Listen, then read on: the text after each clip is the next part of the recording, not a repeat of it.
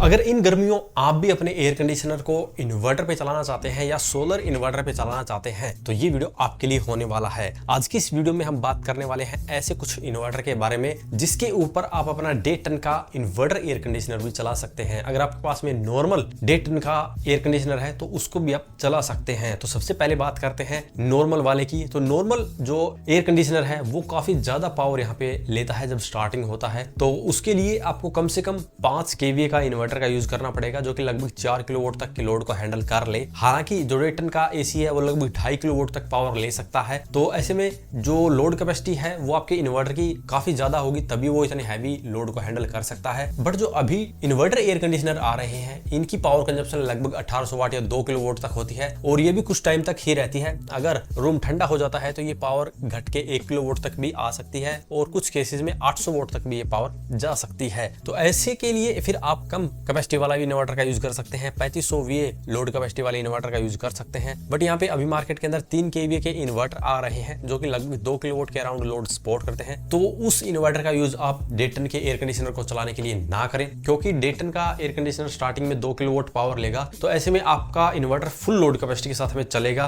और even overload भी हो सकता है, क्योंकि कुछ एसी थोड़ी सी ज्यादा पावर लेंगे और आपका इन्वर्टर उसे हैंडल नहीं करेगा तो वो ओवरलोड दिखा के बंद हो जाएगा। ऐसे में आपका इन्वर्टर बहुत जल्दी खराब होने के चांस रहेंगे। इसीलिए आप अवॉइड करें। 1.5 टन का इन्वर्टर एयर कंडीशनर चलाना चाहते हैं तो कम से कम 3500 VA का और अच्छी कंपनी का इन्वर्टर लेंगे, तभी वो लोड हैंडल करेगा। आजकल मार्केट के अंदर काफी कंपनियां 3500 VA 3 kVA बोल के बेच तो रही हैं, बट उनके इन्वर्टर के ऊपर मुश्किल से 1500 वोट 1700 वोट तक का ही लोड चलता है। तो ऐसे में बात करें कि जो इफिशियंसी है उनके इन्वर्टर की वो बहुत कम है। सस्ते के चक्कर में लोग ले लेते हैं बट बाद में उन्हें पता चलता है कि इसके ऊपर पूरा लोड ही नहीं चल रहा। तो आप ये गलती ना करें। अगर आपको लोड 2 किलोवाट चलाना है तो 3500 VA तक का इन्वर्टर का यूज करें और यहाँ पे 3 किलोवाट का लोड चलाना है तो 5 kVA के इन्वर्टर का यूज करें। तो ये तो बात थी ट्रांसफॉर्मर बेस्ड इन्वर्टर की। अगर आप ट्रांसफॉर्मर लेस टेक्नोलॉजी के अंदर जाना चाहते हैं तो यहाँ पे UTL ईस्टमैन डे के पास में आपको 3.6 किलोवाट का इन्वर्टर मिलता है जो कि पूरा 3.5 किलोवाट तक का लोड हैंडल करता है। इसके ऊपर आप किसी भी तरह के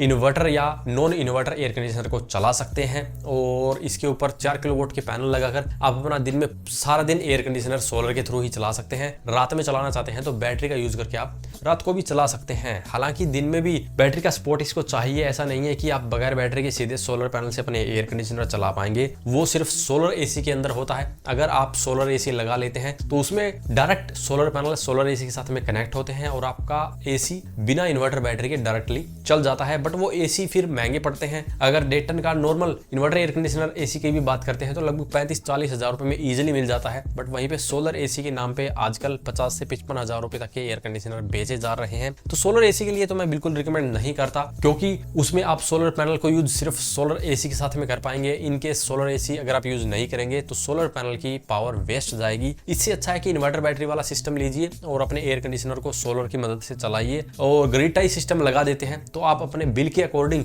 एक सही सोलर सिस्टम का यूज करके अपने बिजली के बिल को जीरो भी रख सकते हैं। तो उम्मीद है अब आपको पता चल गया होगा कि 1.5 टन का इन्वर्टर एयर कंडीशनर या नॉन इन्वर्टर एयर कंडीशनर चलाने के लिए कौन सा इन्वर्टर सही रहेगा। अगर इसके बारे में अभी भी आपका कोई सवाल या सुझाव हो तो वीडियो कमेंट बॉक्स में कमेंट करें। वीडियो पसंद आए तो लाइक करें, शेयर करें, साथ ही हमारे चैनल को सब्सक्राइब करें। सब्सक्राइब करने के साथ साथ बेल आइकन को जरूर दबाएं ताकि इसी प्रकार की वीडियो आपको समय समय पे मिलती रहे। धन्यवाद।